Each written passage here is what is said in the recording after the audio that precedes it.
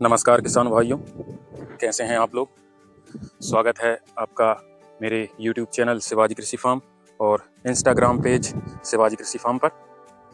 किसान भाइयों, ये हमारी सोयाबीन की फसल है और इसकी अवस्था 15 दिन की हो चुकी है। आज मौसम थोड़ा ठीक लग रहा था, बारिश की संभावना बहुत कम थी, तो आज हमने इसमें पहला स्प्रे कर दिया है। अब 15 दिन की अवस्था पर अगर हम सोयाबीन की बात करें तो इस तरीके से जो है पत्ते डैमेज होना स्टार्ट हो गए थे। लगभग 8 से 10 दिनों बाद ही ये पत्तों में हमको डैमेज दिखना चालू हो गया था।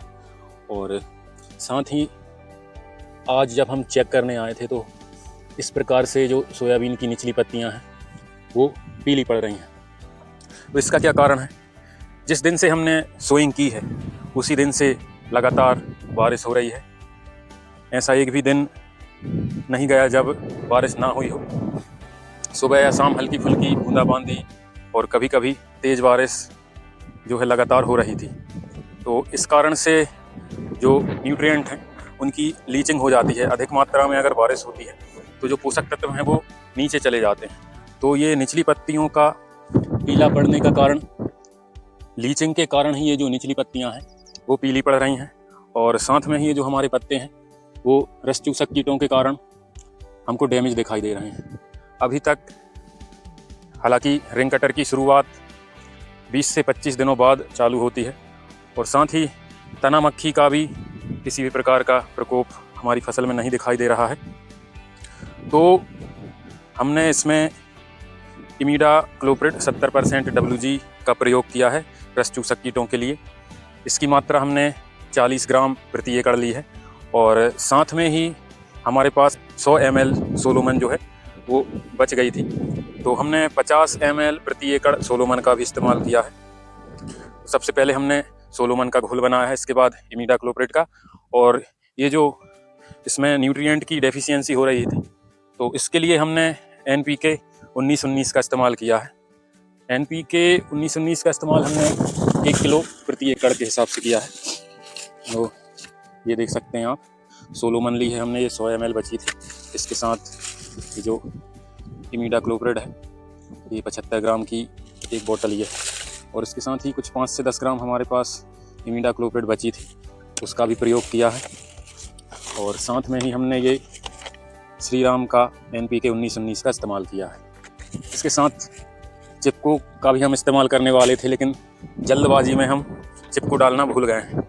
ये सिलिकॉन बेस्ड जो चिपको होता है वो दवाई को पत्तियों पर अच्छे तरीके से फैलाने का कार्य करता है और अगर बारिश आती है तो बारिश से भी हमारी जो दवा है उसको धुलने से बचाता है। चूँकि सोयाबीन एक ऐसी फसल है, लगातार मौसम परिवर्तित होता रहता है तो मौके को भुनाना पड़ता है। तो आज हमको लगा कि जो क्लाइमेट है वो अच्छा है, मौसम अच्छा है, बारिश की संभावना कम है। चूँकि लगातार बारिश हो रही है, किसी भी प्रकार का काम करने का बारिश मौका नहीं दे रही है, तो आज हमको मौसम ठीक लगा तो हमने इसमें स्प्रे कर दिया है। तो इसी जल्दबाजी के कारण हम इसमें जो सिलिकॉन बेस्ड चिपको है उसको डालना भूल गए हैं। बाकी अभी मौसम ठीक है, अगर 1 से 2 घंटे और बारिश नहीं होती है तो हमारी जो दवा है वो पत्तों द्वारा एब्जॉर्ब हो जाएगी। तो इसी तरह आप खेती से जुड़ी जानकारी के लिए YouTube चैनल को सब्सक्राइब कर लें और इंस्टाग्राम पेज को फॉलो कर लें। हम इंस्टाग्राम फॉलोअर हैं, उनसे निवेदन रहेगा कि आप मेरे YouTube चैनल को भी सब्सक्राइब कर लें, क्योंकि जो जानकारी है वो डिटेल में देने के लिए YouTube एक बढ़िया प्लेटफॉर्म है। इंस्टाग्राम पर 3 मिनट की रील में हम वो डिटेल में आपको जानकारी नहीं दे पाते, जो कि जानकारी आपको जानना ज़रूरी है। जैसे कि हमारे सोयाबीन की अवस्था क्या है, किस कारण से हमने किस दवा का प्रयोग किया है। पिछले वीडियो में मैंने आपको बताया था कि सोयाबीन में हमको किस प्रकार के कीटनाशकों का चयन करना चाहिए। तो अगर आपको अपनी फसल में जो भी संबंधित बीमारी है उसको आप अगर भली भांति पहचान जाते हैं तो उसके अनुसार आप जो पिछले वीडियो में मैंने आपको कीटनाशक बताए हैं उनका अपने विवेक से प्रयोग करें। क्योंकि हमारे यहाँ भी तना मक्खी या गड़ल बीटल का किसी प्रकार का प्रकोप नहीं दिखाई दे रहा था, केवल जो रस चूसक कीटों की समस्या है जो पत्तों को डैमेज कर रहे थे, तो उसके लिए हमने केवल इमिडाक्लोप्रिड का इस्तेमाल किया है।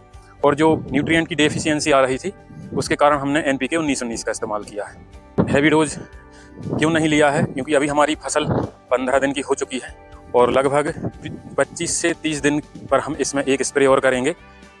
चूँकि 30 से 35 दिन के बाद सोयाबीन में फूल आना स्टार्ट हो जाते हैं, तो फूल निकलने की अवस्था से पहले हम इसमें दूसरा स्प्रे करेंगे। अब दूसरा स्प्रे हम क्या करने वाले हैं, वो हमारी फसल की कंडीशन के अनुसार हम उसका जो है सिलेक्शन करेंगे। इसमें हमने फंगीसाइड का इस्तेमाल नहीं किया है, क्योंकि हमने बोनी के समय पे ट्राइकोडर्मा का गोबर की खाद में मिलाकर बोनी से पहले हमने पूरे खेत में छिड़कवाया था। और बरसात के मौसम में ये जो जैविक प्रोडक्ट हैं उनकी एफिशिएंसी बहुत बढ़ जाती है, क्योंकि उनको खेत में पर्याप्त मात्रा में नमी मिलती है। अगर आप फंगीसाइड का इस्तेमाल करना चाहें तो शुरुआती अवस्था में आप जो साफ पाउडर आता है जिसमें कार्बेंडाजिम प्लस मैनकोजेब का कॉम्बिनेशन रहता है, शुरुआती अवस्था में आप इस प्रकार के कीटनाशक का जो फंगीसाइड का वो प्रयोग करें। इसके अलावा आप थाइफेनेट मिथाइल का इस्तेमाल भी कर सकते हैं, और जो एमिस्टार टॉप है या BSF का प्राइक्सर है उसका प्रयोग आप फूल आने की अवस्था से पहले कर सकते हैं।